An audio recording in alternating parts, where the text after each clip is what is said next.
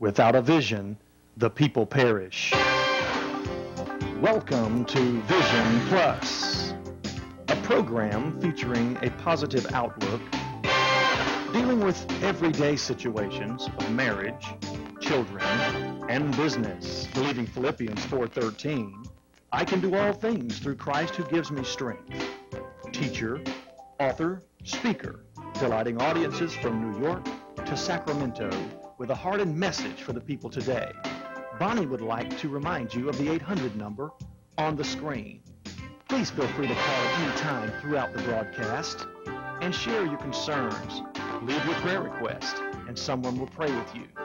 And now, teacher, author, and speaker, Bonnie Libhart. Hello and welcome. I'm Bonnie Libhart with Vision Plus. Without a vision, the people perish.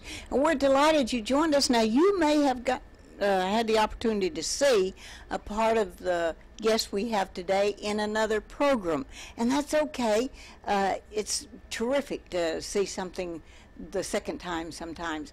And I want each one of you to remember that you can get those books or tapes from my website and help us to keep this program on the air, www.drbonnielibhart.com.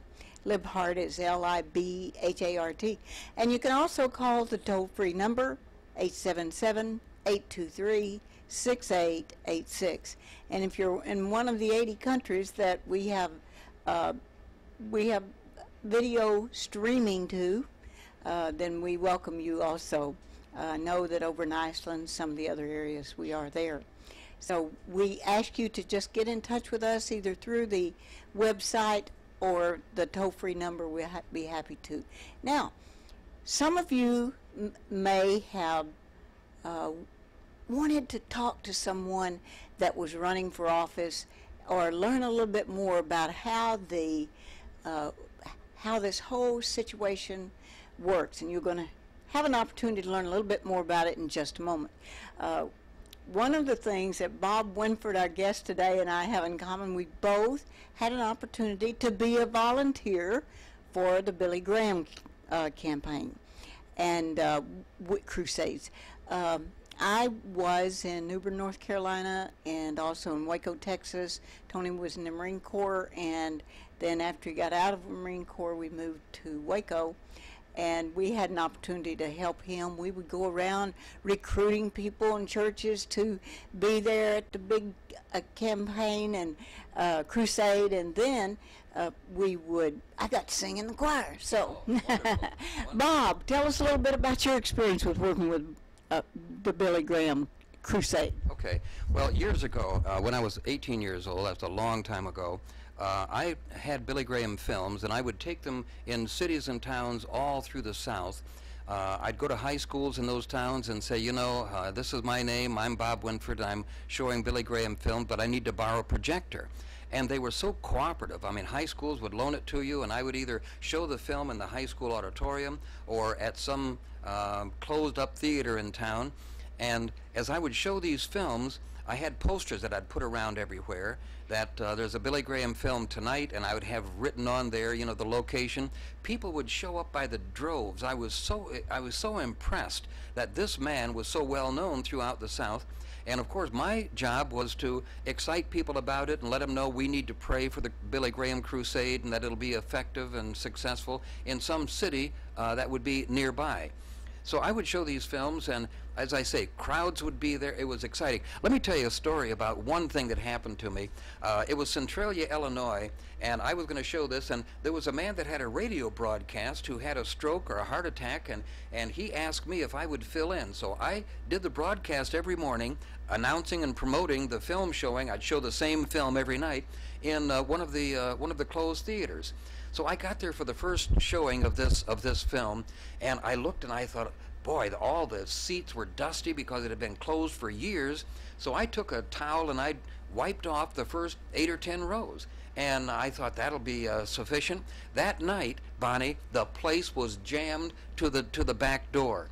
And so I showed the film, and then I'd give a little altar call. I had a tape recorder with some organ music, and I'd give a little altar call, and people would come up and we'd pray.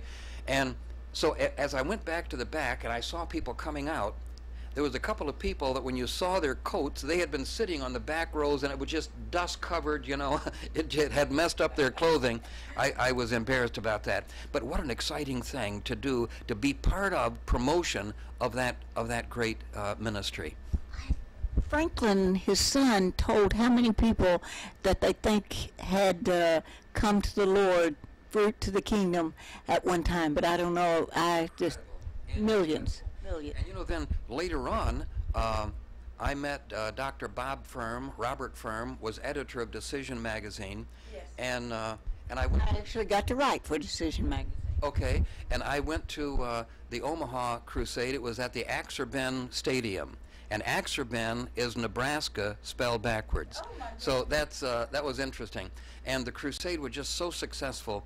And you know, Billy Graham does not like to fly.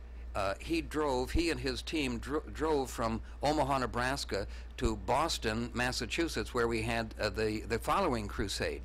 And that was all very exciting. So I got to speak in one of the very first evangelism seminars, they called it at first. I got to speak there, where they brought in young seminarians and pastors from all over the country, and this was sponsored by the Lowell Berry Foundation out in California. They would pick up the tab and expenses of young ministers coming to this seminar. They've changed it from that point to a school of evangelism now. Now, working with Billy Graham's not the only person that you've worked with.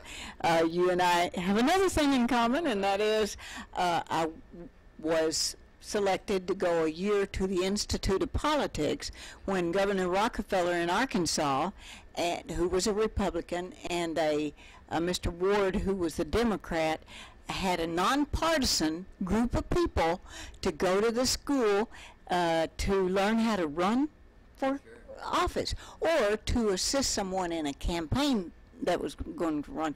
And that was an exciting thing to see the workings of how our people got elected. I had that ran one time for the White House Conference on Small Business and was elected, and that was my experience with getting elected. But that was great fun. But I didn't want to do that the rest of my life. Oh, no. Well, that's it's kind of been something that I've been involved with for a long time. Year before last, November, a year past this November, Bob Vickers, a friend of mine, and I were at the White House visiting with the directors of the White House Faith-Based Initiative, and that was an exciting thing. But I've been doing political campaigns for nearly 40 years, and way back, 38 or 39 years ago, I worked for this young man in Michigan. Bob Edwards was a young Republican running for the state legislature, and I showed up in Flint, Michigan, which was my town of birth, because I was just worn out of doing other stuff, and I wanted to take a few days off. I ended up volunteering for this young man's campaign. He won, and that was an exciting thing, and that was kind of the beginning of this whole thing. And then, what goes around comes around. Eventually, he got back in touch with you and asked you, what did he ask you to do at that time? He did. Bob called me one day, and he said, "Bob, I want you to. You promised me that if I ever needed you, that you would do anything that I needed and help me out." And I said, "That's true." And so he said, "I want you to meet me at this automobile auction building." It was what were you thinking that he might need? I thought money. I thought maybe, that sometimes you have a relative that's very ill and they need someone just to talk to, and maybe he had problems with one of his kids in school, just the normal kinds of things. I didn't think it was going to turn out the way it did, and that's the rest of the story. So I arrived at the automobile auction building, and I saw this helicopter out in the parking lot. Well, it didn't really dawn on me, what the setup was. I got in the building and into an inner office, and they locked the doors, and here's a couple of men with wires in their ears, and so Bob said, "We need you to write some pieces of literature." And I said, "Well, sure, that's what I do, And I said, "Who's the candidate?" And he said, "Ronald Reagan. He's running for president." Well, I knew that much of it. And so I sat down and began to write some stuff, and they said, "Anything you need." Well, they brought me paper and pencils and coffee, whatever I wanted. If you're hungry, we'll bring you food, but you can't leave here until this is done. And so tell us what you need. And I said, after I'd written a little bit of the literature, I said, I need candid photographs of the president, or of Mr. Reagan. I need I need his signature because I'm going to put it on a statement. Here's a statement that I've written, 2 or 3 statements, and he has to read them and either agree or change what he wants to. And so these 2 fellows left. I could hear the helicopter leave. I could not go. I had to stay there. And it was hours later, maybe 3 or 4 hours later, that they came back. I heard the helicopter. They said, Mr. Reagan read this, and he agrees. Here's his signature, and they had it. I still have it in my file. Here's his signature. Here's a packet of photographs. And they were candid shots, you know, of him being wherever he was. So I put the literature together, and that was the beginning of something different in my life. So how many of you have done 1 or 2 since then? I've done 1 or 2 since then. In fact, I signed on last week to my 648th political campaign. So I've done a lot of these. I've written thousands of flyers, radio and television commercials, you know, newspaper ads, tabloids, you know, all of this. For the person running for campaign? Yes, but I only for an office? I only work with men and women of faith. You know, I don't think we need atheists in office. I don't think we need people that just are, you know, wayward and disbelievers. Too much of that has existed in this country. It's time to make a change, and I think we can make a change there. And you know, probably viewing your show today are men and women who have thought for a long time, I'd like to be city council person, county commissioner. You know, I'd like to be a member of the state legislature, or Congress, United States Senate. I worked with Alan Keyes for Hello, Alan. And he's such an exciting guy. You know, I mean, he can get up and just spellbind an audience. It's unbelievable. And I've traveled with, you know, different ones, and you know, it's been exciting to me. So if they want to run, what do they do first, Bob? Well, I would suggest the first thing they do is go to my website, bobwinford.com, and there will be some suggestions there about how you can get started. They can give me a call. I'll talk to them on the phone. It doesn't cost them anything to talk to me, and I'll help them to get started. But you know, you put a campaign together. You want volunteers. You want to make a list of people that you can get involved in the campaign, and that's the beginning. And then have money. They have to do fundraisers. Now, I happen to believe that if you were running for United States Senate, that you shouldn't have to use your own money. There are people out there that believe like Bonnie that should say, Bonnie, I want to contribute. Now, there's campaign finance laws that show how much you can give and that sort of thing, and how you can raise it.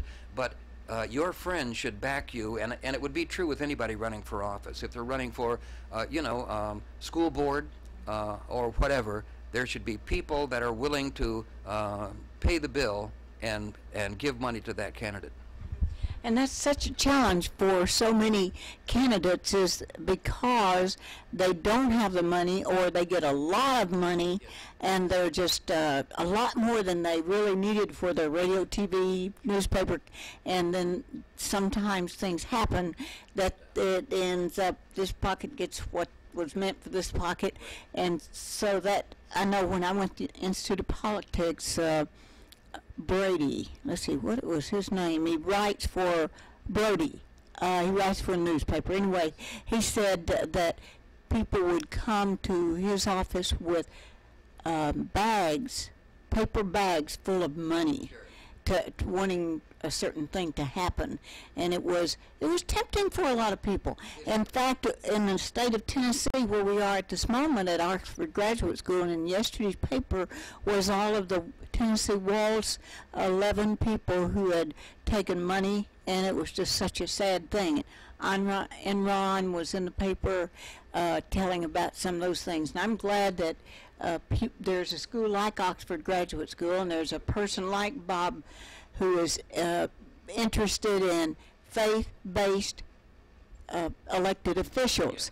I happen to work with that faith-based initiative too. There were 24 congressmen that were selected. $200 million they had for this faith-based initiative, if it's the same one, and after all of their research and study, they came out to the very same thing that I did in getting the doctorate here, and that is that the answer for our youth is to have faith-based initiative and after-school programs and the programs that they have, and it's the same for us as adults. Yes, it is. Well, you know, let me talk about two sides of the financial issue with political campaigns. One is that a candidate running for office has to obey the law. There are campaign finance regulations and laws that you can get for your community and your town. Look at those and obey those. Then, on the other hand, there are people who contribute to political campaigns. I recommend that that men and women of faith, going to church, believers, you know, whether you're Baptist, Methodist, Pentecostal, whatever, make sure that you look at the candidate and know what the candidate believes before you give them a dollar. I mean, if they're not believers, if they are not churchgoers, and regularly, you know, it's surprising how many candidates all of a sudden are a member of a church, and that they can't even spell the name of the church because they just decided to be. Can I tell you a story? Okay, there was a candidate that I was working with in Michigan, and I met him, and I had only known him a few weeks. He came to my home, and he would come to my home at night because I had plenty of time to give him. And I was writing his literature, I had it, and he was there to approve it. And he's looking at it, and he said, it's just what I want. I said, we'll have it printed tomorrow. And I said, you know, David, there's something that I did fail to ask you before. I said, where do you go to church? He said, church? I don't go to church. He said, I don't believe in that stuff. Oh, it hit me. So I said, come with me. And I got up and walked to the door. It was about 9 or 10 o'clock at night. And I opened the door, and I said, you'll have to leave. He left, I closed the door. I felt so foolish. I thought, I just threw a man right out of my house because he doesn't go to church. And I felt so heavy inside because he was a nice man, but I didn't want to work for somebody like that. So time passed. About 2 weeks later, same time at night, there's a knock on my door. I went to the door. He was standing there, and I opened it, and he came in, and he said, Cornerstone Baptist. Bonnie, I wanted to hit him because I thought this dude is making this up just so that I'll work with him. And tears were coming down his face. I said, tell me what happened. He said, Bob, when you threw me out that night, he said, I had to drive by Cornerstone Baptist to go to my house. And he said, something tugged at me. And he said, I went and saw that minister the next day. And he said, a couple days later, I gave my heart to Jesus Christ. And he said, he's living inside now. And I thought, if I hadn't thrown him out, he wouldn't have been taken in by the Lord.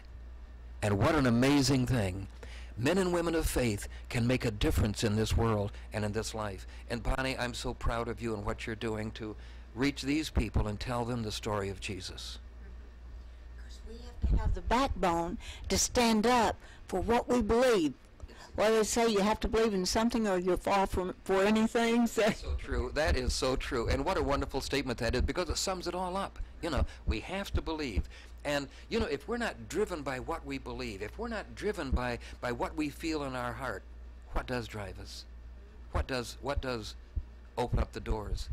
Well, what are your plans for the future now? You're still writing, and do you also write like articles and books, or are you planning to write your life story? I do. Let me tell you, there have been 72 printable stories that have happened in my life, and very exciting things. And I think I started to tell you a story, and I don't know if we have time for me to finish this. Okay, back years ago, I used to fly a lot. And you know, the stewardess would come by in those days. Every time the plane would land and then take off again, she would give you 2 tiny bottles of whiskey. Well, Bonnie, as you know, I'm a teetotaler. I've never had a drink in my life, don't plan to. And so I would say to her, no thank you. One flight, this man next to me, he said, take this. He said, you get it and you can give it to me, which is what I didn't want to happen. So what happened with that is, when the stewardess would offer me this, instead of turning it down thinking she'd give it to somebody else, I took it and put it in my pocket. And through the weeks, I ended up with a lot of whiskey in my suitcase. And so I was going to Minot, North Dakota. I had flown home over the weekend, and I was coming back, and it was late Sunday night, and this minister had asked me to speak at his church on Sunday night. I got to the airport, and back then the old suitcases, you had a belt around them, you know, and I'm the plane was late, and I was running through the airport, and when I dodged this poor old lady, I hit a pillar, and it busted my strap, and the whiskey just went everywhere, all over the floor in that airport.